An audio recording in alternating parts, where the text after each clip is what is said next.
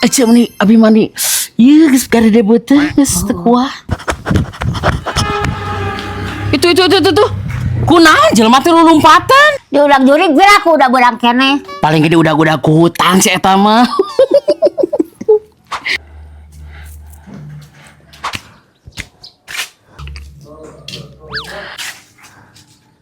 Nah kunaon biar meni lulumpatan gitu. Geus ngising ce. Nah yang ngising pakai betul lompatan kalandeu lain ka imah. Pan ngisingna kawahangan ce Haji.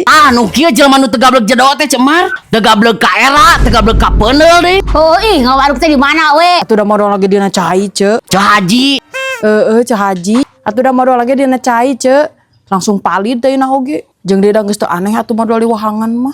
Atur ge osok. tong sok nurutan lampah anu teu bener ce. Yeuh, ari ngaranan modal di mana karep teh matak nyilakakeun batur, ngaripukeun batur jeung berdampak buruk oge jang urang sararea. Nah kumaha gitu? Ari modal di mana wae teh ieu berdampak buruk bagi kesehatan. Bisa ngabalukarkeun penyakit diare, kolera, jeung infeksi nu lainna. Bahkan lingkungan oge jadi tercemar. Alah ningan bahayanya warung jelema teh.